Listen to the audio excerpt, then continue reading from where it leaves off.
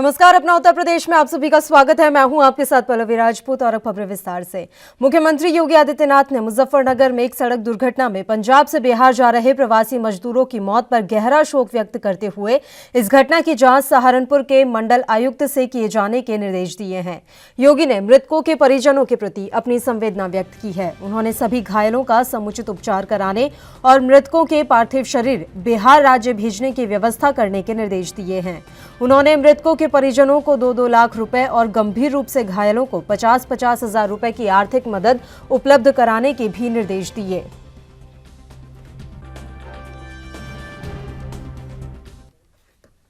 UP में corona के कुल मामलों की संख्या 3,758 पर पहुंच गई है। राज्य में अब तक कुल 1,956 लोग ठीक हुए हैं और वहीं 86 लोगों की मौत भी कोरोना के चलते हो चुकी है।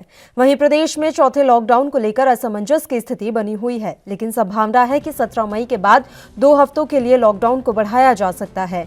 टीम 11 के साथ बैठक कर मुख्यमंत्री योगी ने प्रदेश की स्वास्थ्य सुविधाओं और अर्थव्यवस्था को लेकर समीक्षा की। मुख्यमंत्री योगी आदित्यनाथ के साथ हुई बैठक में अधिकतर मंत्रियों ने यह सुझाव दिया कि वर्तमान स्थिति को देखते हुए लॉकडाउन को 2 हफ्तों के लिए बढ़ा दिया जाए। साथ ही आर्थिक गतिविधियों पर ध्यान देने पर भी जोर दिया गया है। इसी के साथ ही सीएम ने प्रदेश में लॉकडाउन की स्थिति को लेकर भी चर्चा की और यूपी के कोरोना वायरस से प्रभावित टॉप 3 जिलों आगरा, मेरठ और कानपुर में नियमों का कड़ाई से पालन कराने के निर्देश दिए।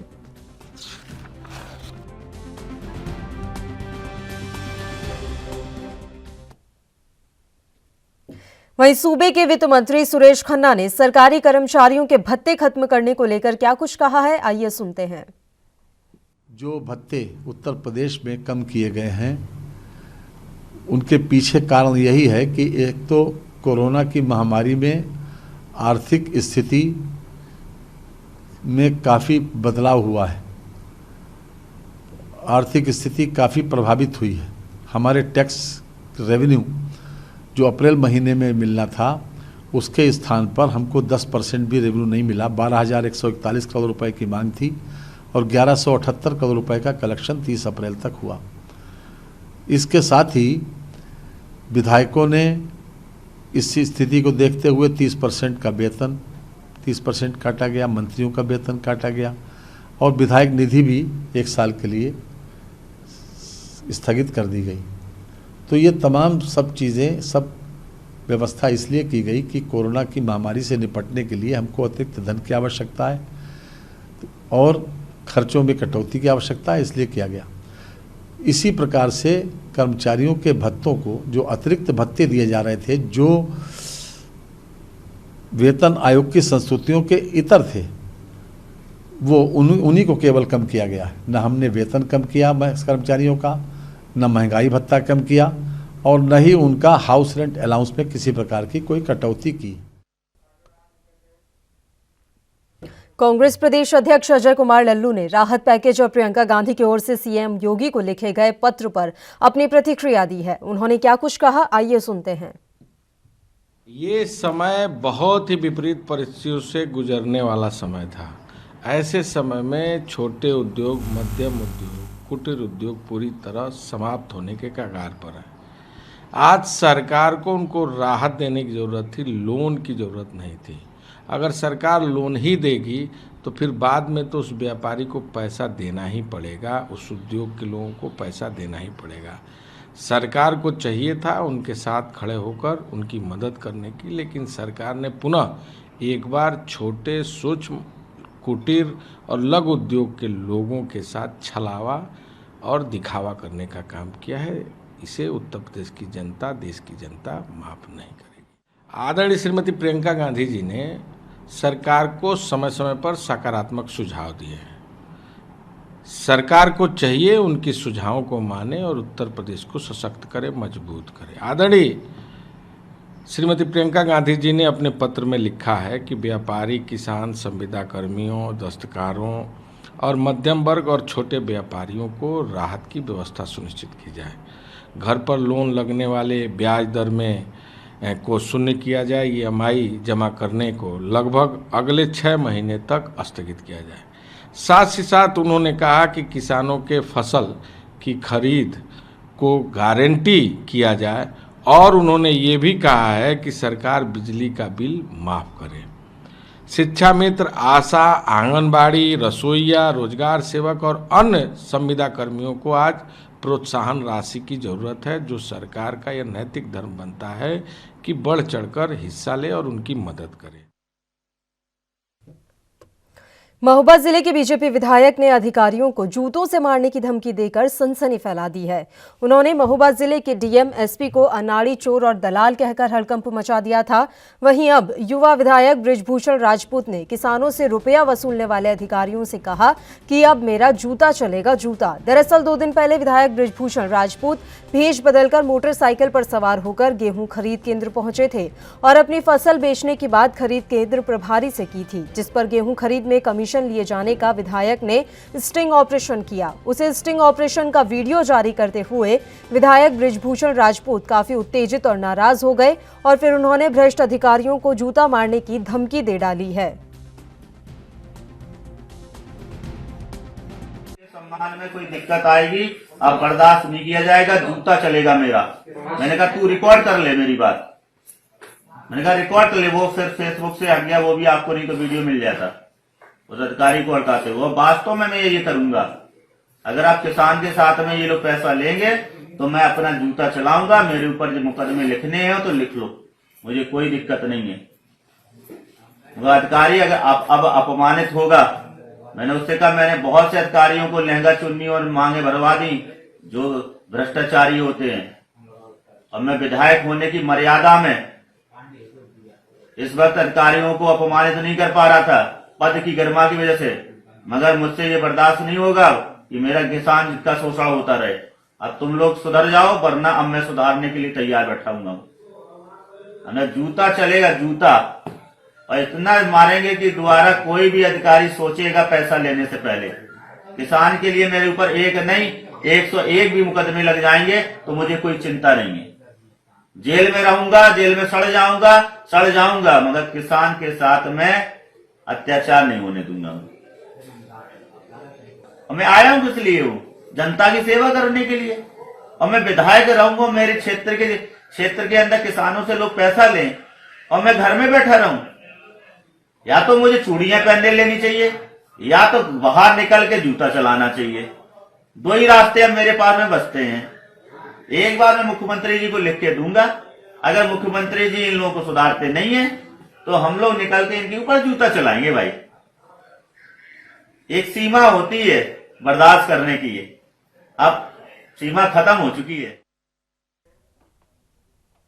प्रधानमंत्री ने एमएसएमई समेत अन्य सेक्टर के लिए जो 20 लाख करोड़ रुपए की आर्थिक पैकेज की घोषणा की, उसका उद्यमियों ने स्वागत करते हुए सकारात्मक बताया है। कानपुर देहात के उद्यमियों का कहना है कि यह पैकेज डूबते उद्योग को उबारेगा और नौकरी खोने के डर को भी खत्म करेगा।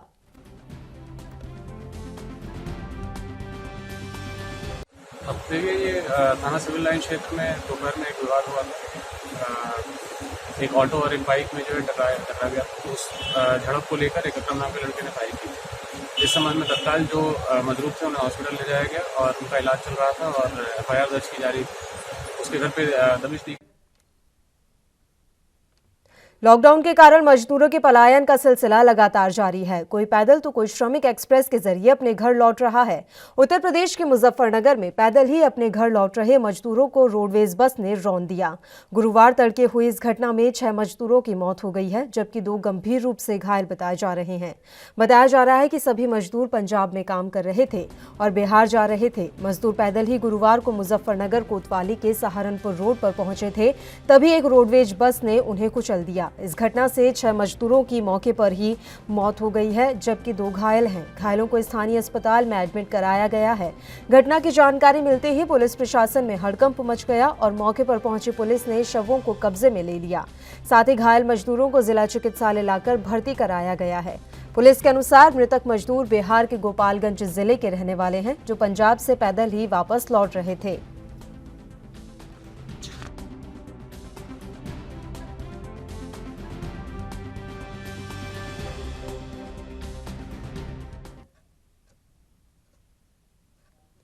एक तरफ विश्व में कोरोना ने कहर मचा रखा है, वहीं भारत भी इससे अछूता नहीं रहा है। प्रवासी मजदूर अपने घर तक पहुंचने के लिए कई किलोमीटर पैदल चलकर जाने के लिए अपने घर से निकले हुए हैं। वहीं बुलंदशहर जिले की सीमाओं पर बैठे प्रवासी मजदूर और उनका परिवार अपने घर जाने के इंतजार में बैठा हुआ है। कुछ प्रवासी मजदूर मध्य प्रदेश, छत्तीसगढ़, बिहार, उत्तर प्रदेश के अन्य जिलों में जाने के इंतजार में हैं। आप जो ये तस्वीरें देख रहे हैं, यह गौतम बुद्ध नगर बुलंदशहर NH 51 की सीमा की है। यहाँ हजारों की संख्या में प्रवासी मजदूर शरणार्थियों की तरह सीमा पर इस समय मौजूद हैं और किसी भी तरह अपने प्रदेश और जिले में पहुंचना चाहते हैं। छोटे छोटे बच्चे, बदहाल महिलाएं, पुरुष किसी भी तरह अपने घर पहुंचना चाहते हैं।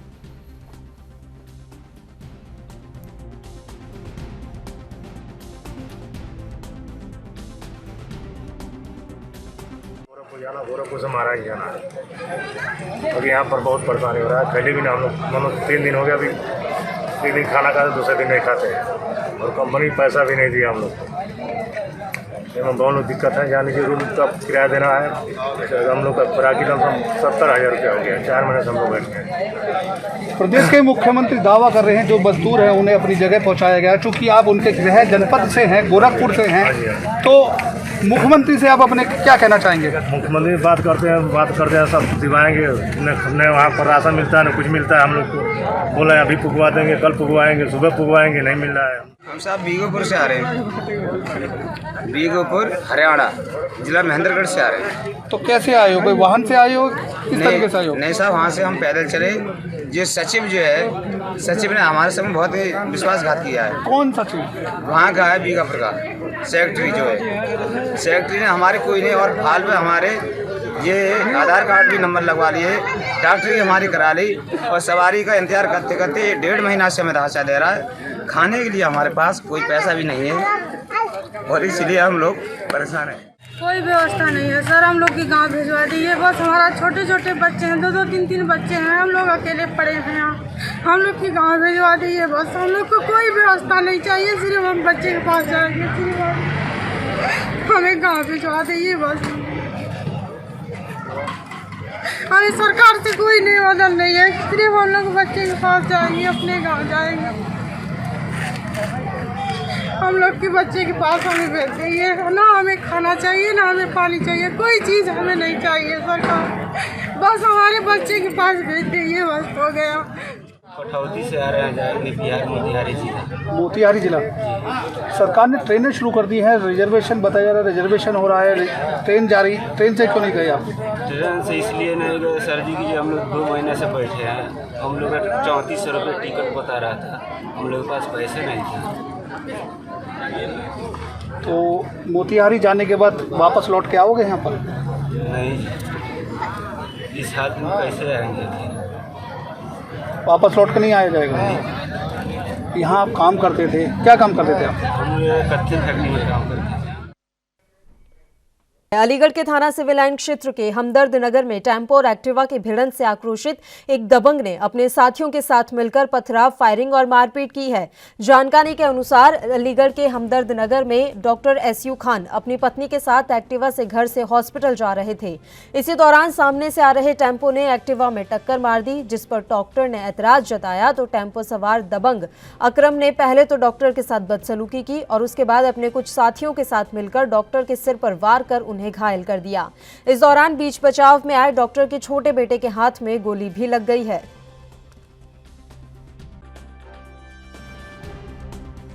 अब देखिए, ये थाना सिविल लाइन क्षेत्र में दोपहर में एक विवाद हुआ था। एक ऑटो और एक बाइक में जो है टकरा गया। उस झड़प को लेकर एक अकरम नाम के लड़के ने फायरिंग की। इस संबंध में तत्काल जो मजरूफ थे उन्हें हॉस्पिटल ले जाया गया और उनका इलाज चल रहा था और FIR दर्ज की जा रही थी। उसके घर पे दबिश दी गई, बंदा नहीं मिला। मीनवाइल वो बंदा दोबारा जो है उस एरिया में आया कुछ और लड़कों के साथ और उसने दोबारा फायरिंग की और उसके बाद पुलिस तत्काल मौके पर पहुंची और मौके से फरार हो गया। तो इन पर अभियोग पंजीकृत किया जा रहा है और थाना प्रभारी को निर्देशित किया गया है कि तत्काल अभियोग पंजीकृत जो अभियुक्त हैं उनकी गिरफ्तारी की। इस समय पूरे विश्व में कोरोना वायरस की वजह से दहशत का माहौल है। कोरोना वायरस से लड़ने के लिए देश में 21 दिन का लॉकडाउन जारी है। कोरोना वायरस से बचाव के लिए मास्क अहम भूमिका निभाता है। प्रदेश सरकार ने भी सार्वजनिक स्थानों पर मास्क पहनना अनिवार्य कर दिया है। बरेली में पुलिस के अलावा समाज सेवी संगठन भी जरूरतमंद लोगों के लिए मास्क बना रहे हैं। आंवला से बीजेपी सांसद धर्मेंद्र कश्यप भी अपने परिवार के साथ जरूरतमंद लोगों के लिए मास्क बना रहे हैं। सांसद का परिवार रोजाना 400 मास्क बनाकर उन्हें वितरित कर रहा है। कब से बना रहे हैं, कैसे प्रेरणा मिली और कब से बना रहे हैं, कितने बन चुके हैं अब तक? ये हमें लगभग पूरा लॉकडाउन का समय हो गया। जब लॉकडाउन लगा तो प्रधानमंत्री जी का जो संदेश, जान है तो जहान है, घर में रहना है, सुरक्षित रहना। तो जब घर में खाली बैठे हुए तो मन में विचार आया, ये हमारे एसपी कश्यप साहब हैं, टेलर साहब हैं, ये भी खाली थे और इन्होंने भी सिलाई कढ़ाई की ट्रेनिंग की है हमारे घर में पत्नी ने। तो विचार आया कि मास्क बहुत अति आवश्यक है। तो बाज़ार का जो टेम्परेरी मास्क था वो भी 10 से 15 रुपये, 20 रुपये का मास्क था। तो हम कपड़ा लेकर के आए और घर में 100-150 मास्क से शुरू किया। बाद में और लोग सब जुड़ते गए और लगातार 1000 मास्क रोज़ तैयार होना शुरू हुआ। ये हमारे पिताजी आदरणीय श्री धर्मेंद्र कश्यप जी, जो हमारे 24 साल लोकसभा से सांसद हैं, उन्हीं के मार्गदर्शन में, उन्हीं के नेतृत्व में हमने ये मास्क बनाने की मुहिम शुरू की है और 1 महीने से ज़्यादा हमको मास्क बनाते हुए हो गया है। हमारे साथ हमारे मोहल्ले की जो चाची हैं, ताई हैं, बुआ हैं, सब महिला बिल्कुल निस्वार्थ भाव से मदद कर रही हैं। और अगर किसी को पता चलता है, हमारे भाइयों को भी, कि यहाँ पर आज मास्क बन रहे हैं, अगर वो सहयोग कर सकते हैं तो पूरा सहयोग देते हैं और हम प्रतिदिन 1000 के करीब मास्क बनाते हैं। किन लोगों को बांटते हैं आप ये लोग? ये मास्क हमने जो ज़रूरतमंद हैं, जो नहीं खरीद पा रहे हैं, जैसा कि अभी बीच में हुआ था कि मास्क की कालाबाजारी शुरू हो गई थी, लोगों को बहुत महंगे दामों पर मिल रहे थे, गरीब लोग नहीं ले पा रहे थे। तो हमारा एकमात्र मकसद यही है, जो ज़रूरतमंद है उन तक ये मास्क पहुँचे और वो इनका यूज़ करें। मथुरा के थाना क्षेत्र फरहा में खनन माफियाओं के हौसले बुलंद हैं। थाना फरहा पुलिस के संरक्षण में खनन माफियाओं की जमकर चांदी हो रही है। इस कोरोना महामारी में भी खनन माफिया पुलिस के संरक्षण में फल फूल रहे हैं। खनन माफिया का ट्रैक्टर पकड़े जाने को लेकर पुलिस और खनन माफियाओं के बीच में लेन देन का सौदा चल रहा है। दरअसल खनन माफिया और पुलिस के बीच बातचीत का एक ऑडियो वायरल हुआ है। इसमें खनन माफिया ट्रैक्टर छुड़ाने की एवज में इंस्पेक्टर से लेकर सिपाहियों तक को रिश्वत देने की बात कर रहा है।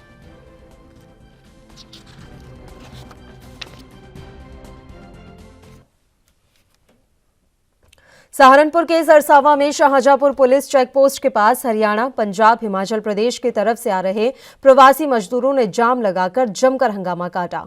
मौके पर पहुंचे एसपी देहात विद्यासागर मिश्रा ने मजदूरों को समझा बुझाकर शांत किया। उन्होंने कहा कि हम हरियाणा से यूपी में आते हैं तो यूपी पुलिस वाले हरियाणा बॉर्डर पर छोड़ आते हैं, फिर हरियाणा वाले भी हमको नहीं लेते तो हम कहां जाएं।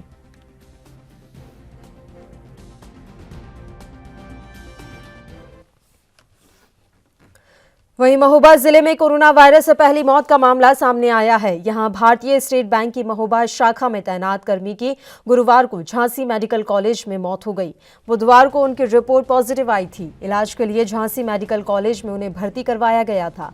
बता दें कि महोबा जिले में अब तक कोरोना के 3 केस पॉजिटिव मिले हैं। वहीं डीएम अवधेश कुमार तिवारी और पुलिस अधीक्षक मनीलाल पाटीदार ने विजयनगर का निरीक्षण कर आसपास के लोगों को घरों में रहने की हिदायत दी है। वहीं उस क्षेत्र को अब सील कर दिया गया है।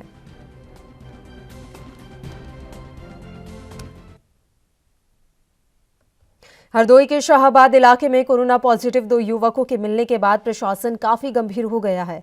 अल्लाहपुर शादी खेल मोहल्ले को पूरी तरह से सील कर सैनिटाइज किया गया। बाद में पालिका प्रशासन ने शहर की ओर जाने वाले कई प्रमुख मार्गों पर स्थायी और अस्थायी रूप से बैरिकेडिंग की व्यवस्था की है ताकि शहर को कोरोना महामारी से बचाया जा सके। अधिशासी अधिकारी के अनुसार महुआ टोला चुंगी से चौक तक जाने वाले मार्ग, ब्लॉक चौराहा से सिनेमा चौराहे तक जाने वाले और ब्लॉक चौराहे से ही स्टेट बैंक की ओर जाने वाले मार्ग पर स्थायी रूप से बैरिकेडिंग की व्यवस्था की गई है। इसके अतिरिक्त अल्लाहपुर तिराहा से मेन मार्केट जाने वाले मार्ग पर अस्थायी रूप से बैरिकेडिंग की व्यवस्था की गई है ताकि लोगों को इस महामारी के वक्त बचाया जा सके, शहर के अंदर अनायास लोग प्रवेश न कर सके। इसके अतिरिक्त पालिका प्रशासन की ओर से पूरे शहर को सैनिटाइज करने का कार्य भी युद्ध स्तर पर किया जा रहा है।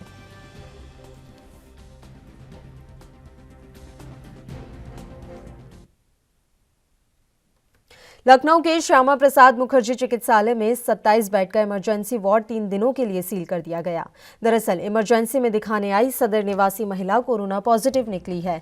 वहीं मौके पर मौजूद टीम के कई सदस्यों को क्वारंटीन किया गया है। इसके अलावा उस वार्ड को 3 दिन के लिए सैनिटाइज किया जाएगा।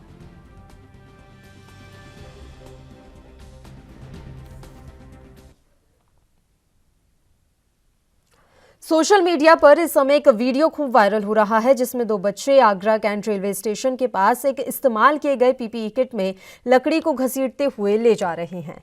वीडियो सामने आने के बाद जब बच्चों से पूछा गया तो उन्होंने दावा किया कि उन्हें डीआरडीओ की प्रयोगशाला ADRDE के पास एक कब्रिस्तान के पास कूड़े के ढेर से इस्तेमाल किया गया पीपीई किट मिला था। बच्चों ने बताया, हमने अपने जलाऊ लकड़ी को ले जाने के लिए सफेद सूट का इस्तेमाल किया। बाद में जब हम घर पहुंचे तो माता पिता ने हमें तुरंत सूट को फेंकने के लिए कहा और हमने इसे पास के नाले में फेंक दिया। ये दोनों बच्चे खानाबदोश जनजाति के हैं और काम की तलाश में राजस्थान के भरतपुर से आगरा आए थे, लेकिन लॉकडाउन के चलते यहीं फंस गए हैं। बच्चों में से एक के पिता ओम प्रकाश ने कहा, बच्चों को पता नहीं था कि वो सफेद सूट पीपीई किट है जो कि संक्रामक हो सकती है। तो लकड़ी लेने गए थे, अब इन्हों पर टूट गया पेड़। तो पेड़ टूट गया तो इन्हों पर लकड़ी आई नहीं, तो ये चले कब्रिस्तान की तरफ थोड़ा आगे। कहाँ है कब्रिस्तान? तो वाले चौराहे से। तो वाले चौराहे के पास? अच्छा, ठीक है। तो किनारे पे इनको एक थैला मिला। हाँ। इन्होंने वो थैले को फाड़ा। हाँ। तो एक तो उसमें तो पासा निकला, एक थैला। हाँ। तो वो फेंक दिया। उसमें फिर एक पहनने का कपड़ा निकला सफेद। हाँ। तो इन्होंने वो बिछा लिया। अच्छा। बिछा के उस पर इन्होंने लकड़ियाँ रखी थी। हाँ। तो लकड़ियों को तो एक बाजू यूँ करके एक बाजू यूँ करके और खींचते हुए जो लेके आ रहे थे। अच्छा। तो इन्हों पे पता नहीं कोई चिल्लाया कि क्या बात है, तो इन्होंने जिस पेड़ से वो लकड़ियाँ तोड़ी थी, बाकी की लकड़ी वहीं पे छोड़ के और उस कपड़े को नाले में फेंक के जो लोग ले आए हैं, थोड़ी सी लकड़ियाँ, वो लकड़ियाँ भी मौजूद। और वो पोशाक कहाँ पे, वो सफेद वाला? वो पानी में डूब गया होगा। पानी में फेंक दिया। क्या नाम है आपका? ओम प्रकाश सर। अलीगढ़ होकर गुजर रही करवन नदी के पुनरुद्धार का काम शुरू हो गया है, जिसको लेकर प्रशासन ने मनरेगा के तहत लोगों को काम दिया है। सभी मनरेगा श्रमिक आज सुबह से ही करवन नदी पर पहुंचे और उसकी सफाई करने लगे।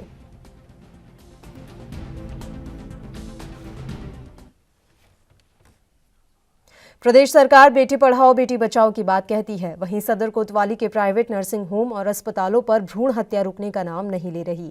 जहां रामनाथ देवरिया मोहल्ले में स्थित जय मां अम्बे वेलफेयर ट्रस्ट की संचालित अस्पताल के पीछे वाली सड़क पर गत्ते में मिले नवजात के मामले में नया मोड़ आया है।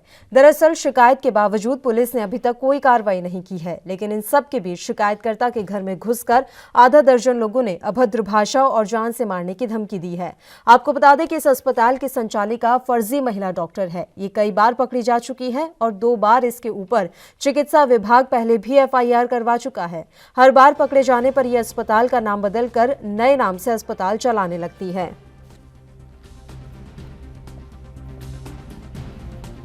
में एक विजय लक्ष्मी नामक महिला है जो अस्पताल का नाम बदल करके अवैध रूप से कार्य करती है। वर्तमान में मां अम्बे वेलफेयर ट्रस्ट द्वारा संचालित यह अस्पताल चला रही है। इसके अस्पताल के पीछे वाली सड़क पर 7 मई को एक नवजात शिशु गत्ते में पाया गया था, जिसे कुत्ते नोच रहे थे। हम मोहल्ले वासियों ने इसकी शिकायत पुलिस से की। पुलिस को मेरे द्वारा से प्रार्थना पत्र दिया गया, परंतु अभी तक उस मामले पर पुलिस ने कोई कार्रवाई नहीं की है। अलबत्ता कल मेरे दरवाजे पर वह महिला अपने पुत्र और कुछ वीडियो लेकर आ धमकी। असलहा लहराते हुए उसके पुत्र ने कहा, मैं तुमको जान से मार दूंगा और तुम अपना आवेदन उठा लो। इस महिला ने कहा कि मैं तुमको देवरिया में रहने नहीं दूंगी, मेरी पकड़ बहुत ऊपर तक है। इस संदर्भ में मैंने 112 नंबर को डायल किया, कोतवाल महोदय को तत्काल मिलाया और उस पर आवेदन भी दिया गया है, परंतु अभी तक उस मामले में भी कोई कार्रवाई नहीं हुई है। मेरा नाम विकास मणि। यह मामला है लगभग 1 हफ्ता पहले रामनाथ देवरिया में एक भ्रूण हत्या करके फेंका गया था। पहले जो विजय लक्ष्मी के नर्सिंग होम के पीछे, विजय लक्ष्मी 2017 से अभी तक सीएमओ ऑफिस द्वारा 8 बार पकड़े गए। 3 बार कोतवाली में मुकदमा हुआ। कोतवाली और एडिशनल एसपी के मिलीभगत से विजय लक्ष्मी को बचाया जा रहा है और सीएमओ ऑफिस में तैनात बाबू एमपी तिवारी जो जांच पटल के बाबू हैं, उनके द्वारा विजय लक्ष्मी और सीएमओ ऑफिस का धन उगाही किया जा रहा है। धन वसूलते हुए जो भी सीएमओ आ रहे हैं, मोटा पैसा इस देवरिया में पा रहे हैं। देवरिया में यूपी बिहार बॉर्डर पर लाड़ थाना क्षेत्र के मेहरोना पुलिस चौकी पर मालवाहक वाहनों से वसूली की पुष्टि के बाद एसपी ने कड़ी कार्रवाई की है। मेहरोना पुलिस चौकी के प्रभारी समेत 8 पुलिस कर्मियों को तत्काल निलंबित कर दिया गया। आपको बता दें कि पीआरडी जवानों और एक सिपाही पर भ्रष्टाचार निवारण अधिनियम के तहत मुकदमा भी दर्ज किया गया है। यूपी बिहार बॉर्डर पर मेहरोना चेकपोस्ट से आने वाले एक वाहन से वसूली करने की शिकायत एसपी को मिली। इसके बाद एसपी ने सीओ वरुण मिश्र को इस मामले को उजागर करने की जिम्मेदारी सौंपी। सीओ सादे कपड़ों में रात ट्रक से मेहरोना पुलिस चौकी गए। ट्रक पहुंचते ही एक सिपाही के साथ 2 पीआरडी जवान आगे खड़े ट्रकों से रुपए वसूल रहे थे। सीओ ने 2 पीआरडी जवानों और एक सिपाही को रंगे हाथों पकड़ लिया।